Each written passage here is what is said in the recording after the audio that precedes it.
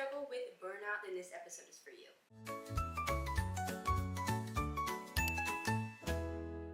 I'm Brianna. I'm Brittany. And welcome back to another episode of Twinfluence. So before we jump right into the episode, we're going to be talking about our highs and lows for the week. I feel like I always go first, so I feel like you can go first this time. Okay, I'll start. So a high for the week, it has literally been, I feel like 3 weeks since we filmed an episode. Sorry about that, just life got a little bit crazy. We're going to be posting again on Mondays, and if anything changes, we will post a community post, so just make sure you subscribe, so if we don't put out an episode 1 week, you'll be able to see that. But a high for this week is going to be, on Monday, we went and got our chemical peels. We did a couple vlogs on this, but I think in around March or around that time, we did our first chemical peel, and we were going consistently, but we took a break in July because we went on vacation, and I realized after that, I'm like, I cannot skip a chemical peel again. Like, it just makes my skin look so much better, and my skin just does not do well when I don't do a chemical peel. So we did our one on Monday. We were filming this on Wednesday, so it's like 2 days later, and then we have like our next chemical peel set up and everything, so I'm super excited about that. And then a low for the week is kind of like all encompassing this episode. So yesterday, Brianna leaves for work a little bit before me, so she went outside and texted me and was like, Brittany, it's literally 62 degrees outside. So yesterday and today, it was like 62 degrees outside, and I was like in my mind, like, I'm ready for fall. And then when I went outside yesterday, I'm like, I'm not ready for fall. Summer is definitely my favorite season. I'm excited to do all like the fall little activities and everything, but the weather is what gets me. So it's like a little bit chilly today and yesterday, but it's going to be back in the 80s next week, so that'll be my low for this week, that it was like 74 instead of like 84. My high for the week is, on Monday we did our chemical peel, but then we came home and we cleaned our apartment. We were like trying to give a fall vibe. We were watching the Gilmore Girls again. Rory and Lorelai are just so fun and just so tea, and they're definitely giving fall, so it was like nice to feel the fall vibe even though it's August. I made us like a pumpkin matcha, so it was like really felt fall in here even though it was like an August day, so that was really fun. And then a low for me, I would say, school is starting next week and they're sending like all of the syllabi and everything, and I was just getting like stressed, like seeing all like the requirements and stuff. We're getting more into our master's program, so it's like more things that they expect from us, so I'm like, I'm really not ready for school to start. So that was like a low for me, like ruined my day for like 30 minutes because they're like blowing up Canvas, and I'm like, I'm really not ready for school to start again. If you want to, feel free to comment your highs and lows down below because we want to know. We're going to jump right into the episode, and today we're going to be talking about tips to help with burnout. Summer is ending, and that means productivity has to start again. School is starting, maybe you're going to start a new job, because I feel like a lot of people start new jobs in fall. More is expected of us from society to actually be productive again, and with like being more productive comes a lot of burnout. The definition of burnout is a state of emotional, physical, and mental exhaustion that can be caused by excessive and prolonged stress. It says it can occur in the workplace, in romantic relationships, or in other areas of life. According to Google, some symptoms of burnout are feeling overwhelmed, emotionally drained, and unable to meet constant demands. And then they also say there's some physical symptoms, which is kind of interesting. They say the physical symptoms are pain, gastrointestinal problems, insomnia, headaches, and frequent illness. Today we are going to give you 5 tips to help with burnout. So if you want to hear our 5 tips, then keep on watching. The first tip is actually my favorite tip, and it is to schedule rest. I'm a huge advocate of rest, and I love that our bodies need rest because I love taking rest. One thing that we do every week is we actually schedule a rot day. I know a lot of people do like a rot night or like just like half of their day rotting, but I literally need to rot the entire day. So on Sunday when I'm here and Brittany's at work, I take a rot day. Basically what I do is like I don't have any tasks that are expected of me. I'm just doing whatever I'm in the mood for. So like last Sunday, I just read the whole entire day. I read, which I'm kind of late on this trend, but I read It Ends With Us by Colin Hoover because I wanted to get ready for the movie. Anyway, I just read all day. Sometimes I like watch movies, TV, like I literally don't do anything but just stay in the bed all day. Just get ready for the upcoming week and like just rest so I'm like able to not burn out and still able to like put my all into tasks without feeling like overwhelmed, because when you prioritize one day to just do nothing, because your body's going to need rest eventually, so it's better for you to schedule it than instead of your body just taking rest whenever it wants to, because you need rest eventually and it's always going to be at a bad time for you. So it's best to schedule a day when you know that you're not going to have much going on to be able to take the rest that you need. Also, I feel like when you schedule a rot day, it seems like it makes me more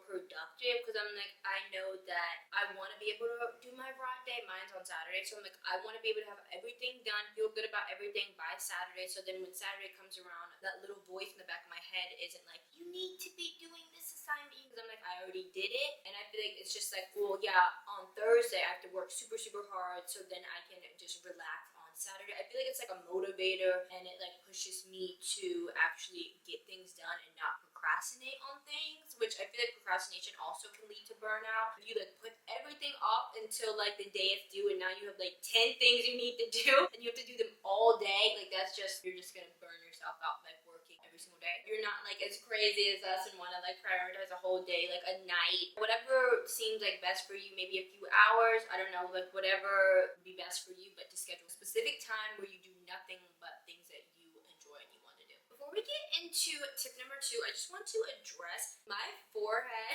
I don't know if you've been seeing this. My forehead literally has been bleeding. I think I got it taken care of, but I think I scratched myself when I was doing my hair earlier. But number 2 is going to be saying no to things that don't align with you or align with your goals. It's especially important during fall and like during early September when it's still warm and you keep just saying yes to a bunch of different things, and now you have like a to-do list of like things you're doing, and you're just feeling overwhelmed, and you're like constantly out every weekend and you never have time to do rest. I would suggest cutting back on those things, especially things that you're like, they don't really serve me in any kind of way. I understand like doing things because they're fun, and like sometimes there's really no purpose other than it's fun or like it's gonna bring us joy in that way. But I think doing too many of those things or just doing too many things in general definitely leads to burnout. So I would definitely suggest cutting back on some of this stuff, especially if they're not going to excel you or push you in like a certain direction. Obviously school, like you can't opt out of doing assignments if you want to do well, but like a bunch of friends, like you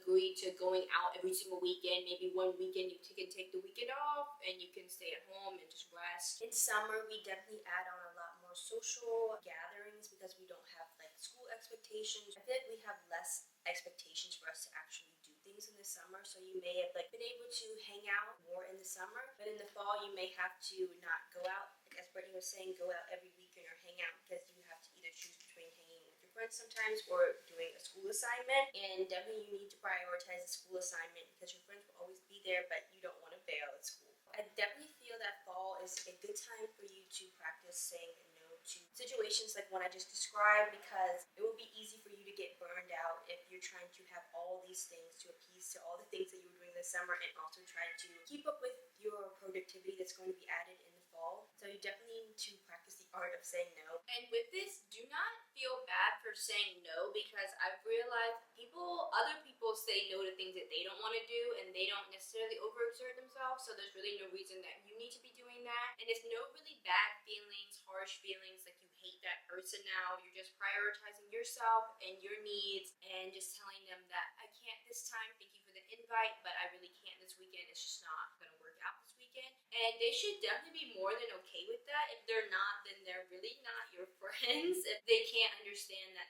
you need to prioritize rest because it's what's best for you, they should be happy that you are standing up for yourself and deciding what is best for you and not getting upset with you for saying no. Number 3 goes with the one that we just addressed, which is handle what you can handle. You know your limits, because exceeding your limits is what's going to lead you to burnout. So like the situation I described earlier, when you may have to pick between hanging with your friends or doing school. In that situation, to be able to do both, maybe you could do your school assignments before, like doing them earlier, so then you can hang out with your friends. But if you know that the school assignments are going to take you too long to be able to do them and you really don't have any choice but to prioritize doing school over hanging out with your friends, don't try to do both just so you can hang out with your friends. You know what you're going to be able to handle, and if you try to put too much on you, then you're going to lead to burnout. I feel like it's definitely hard sometimes when it comes to your goals, because I know we want to do a lot of things and we think we're like a superwoman and we can do every single thing, and that's just not really how life works. So I know sometimes we do handle what you can handle. For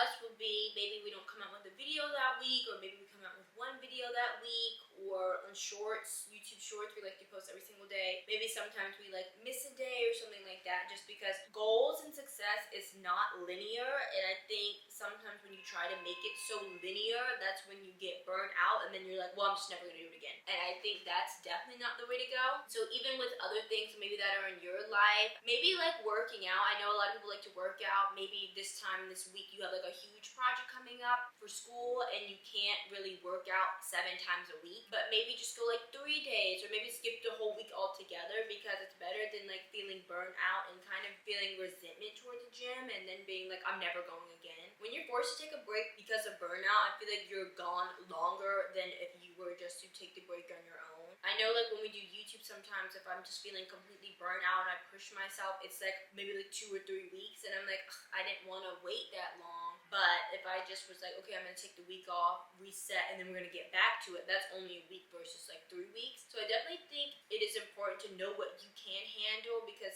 eventually it is going to come to a point that mentally are going to break or your body is going to break and you're going to be gone longer than you expected, because that's just how burnout is. Number 4 is going to be including things in your day, week, month that bring you joy, something that you're looking forward to. Because as we've been saying this whole episode, we've always a lot more obligations and responsibilities, and most of those things, at least for me, are things I don't want to do, like school or working or whatever. And I feel like it's really good to prioritize something within the week or within the month or the day that you look forward to, so it's like kind of breaks up that mundane, monotonous day. I know one thing that Brianna and I like to do is every month, since we live in a new city in New York, we've been living here for about a year now, but we're going to continue on this into our next year, which is this year. But every month we're going to be trying a different place, different activity, just something that we've never done before, so we can look forward to trying something new, and then maybe that can become something that we do regularly. Sometimes during the weekend we like to maybe DoorDash some food and we like watch a movie or something, and we have like something that we're looking forward to.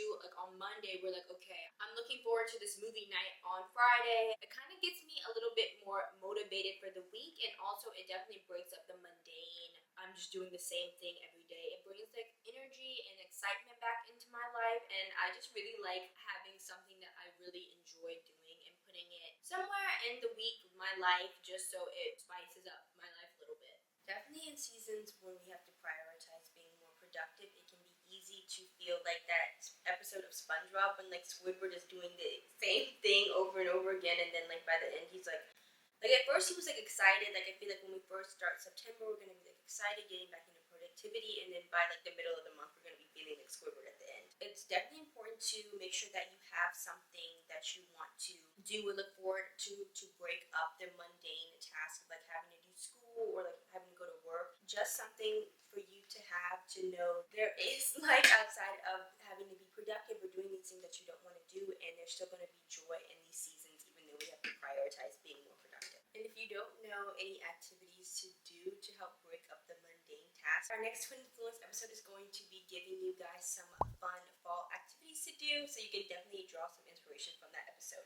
It will be coming out next Monday. The last one is you have to prioritize / schedule your life in productive seasons. Definitely you have like a whole laundry list of tasks that you need to get done. We all know on that to-do list, not everything needs to be done that day. So you may have to do this daily. Some people like to do it weekly. Some people like to do it monthly. Specifically, I like to do it daily, like things I know I necessarily need to get done that day, and then go by day. Just easier for me to help keep organized that way. So like every morning we do a time block and also a to-do list. On the to-do list, I have tasks, like I said, that necessarily need to be done at the very top, and then like toward the end, like maybe like number 5 or so, I have tasks that I would like to get done, but it's not necessarily like daunting if I don't get those tasks done. And they help me to not feel as overwhelmed, like a long list of things that I have to do, and it helps me to make sure that I recognize the tasks that need to get done that day and not trying to like navigate all these things I have to do. It helps me break down the important stuff that I need to get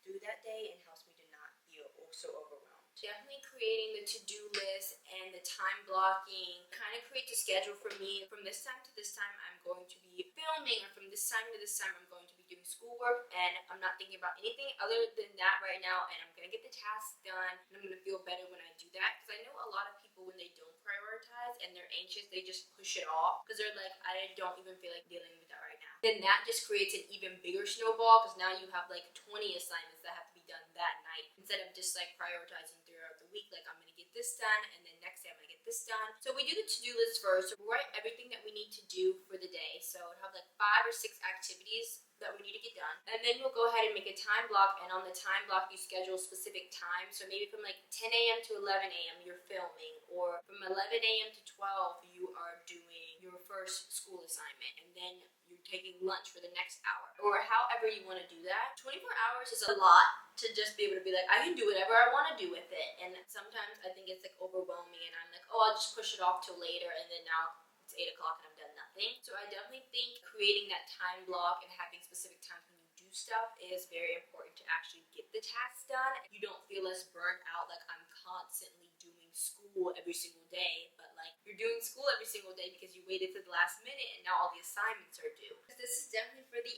anxious girlies, because I'm definitely very anxious, and when I have like a long list of things, I'm like, oh my gosh, all this has to be done right now. I'm like gonna freak out. Also, don't feel like limiting with the time block if you work a 9 to 5, because we work a 9 to 5 4 days a week. But you can still time block. We do it a lot when we come home. So like in between the hours of like 6 and 9, I have like small tasks that I need to get done. So like even if you're not able to do like a complete day worth of tasks because like you have a job or like other obligations that you have, you can still set aside like a few hours to be able to get these tasks done so you don't feel overwhelmed. That is going to wrap up our tips on burnout. But I did want to talk about something that is a little bit sad and that we are sad to see happening. Summer is wrapping up. And I know we talked about it a little bit at the beginning of the video about the weather, but it's going to be back in the 80s again. I just wanted to reflect on this summer, and the summer was literally so perfect. It was so good. I want you guys to comment your best summer things that you did this summer and how summer was for you. I'm excited for fall. I'm excited to do all the cutesy little things. I've been watching all the little vlogs and the videos everyone's been doing. But like I said at the beginning of the video, summer is like my favorite season ever. I love warm weather. I love being outside. I love just doing all of the summer stuff, and I'm sad to see it go. One of my favorite things that we did this summer, as I mentioned before, we always try to do something new and experience something new. And we went to a Yankees game. That was a vlog, and that was so much fun. It was so crowded. I remember it being so hot that day, and I got the day off from work, and it was just a really nice day. And we had finished with we were in summer school. We finished with our summer school classes. Another memory that I really liked is we went to Rockaway Beach. That was like the beginning of summer we went. It's literally 2 hours from us, so we don't go often. I remember just feeling so happy because it was like one of the first times that the sun was like beating down on my skin since literally last summer. If you live in the Northeast or just anywhere where it's cold, you know what I'm talking about, where it's like you get like a few months of warm and it's like cold like a lot of the time. And we were just there, we got in the water, it was freezing, we ate lunch and it was so good. And I don't know, just this summer for me, I think definitely represented change in me. I went outside more, I did more activities, and I feel like I have like a little bit more to reflect on my summer this year. I know summers in the past, I normally just spent home. And I was at home, but like I also got out and I did things. Living in New York for a whole year definitely just changed my perspective on summer, or just my perspective on life in general, just wanting to get outside more, and when I can, like take advantage of it being nice outside and not cold. I wish we could like live in summer longer, but then you wouldn't appreciate it as much. So I'm happy for the change in seasons, and I'm just excited to see what fall brings. My favorite memory from this summer was when we went on vacation in early July, when we went to visit my mom in Virginia and like all my family that lives there. And then we went to Florida to visit my dad, and we also went to Disney World and the beach. It was like a white sand beach. It was like our first time ever at a white sand beach. It was just like a really good time, nice time off of work, just relaxing, being able to really feel like I was on summer break. As an adult, you don't really get summer break because you have like work, and then sometimes if you're in school like we are. That week it was nice because we were able to just take 2 weeks off of like everything that we were doing here, just leave all that behind and visit our family, have a nice relaxing 2 weeks, do some things that we're not able to do in New York, like go to amusement parks. I know like Coney Island and everything, but it's like not Disney World. And the beaches, like the beaches in Florida are much better, and then also just getting some quality family time. It just like reminded me of childhood a little bit, like on summer vacation. emotions. So yeah, summer is definitely my favorite season also. So I'm also sad for summer to end. I feel like it's always the quickest season no matter where you live. It comes, it goes, but it's always that much better. Looking forward to it the next year. So if you liked the video and the tips that we gave, make sure to like and subscribe to our channel. And also if you have some tips for burnout that we didn't think of, comment them down below. And we'll see you next Monday with a brand new episode of Twinfluence. Bye!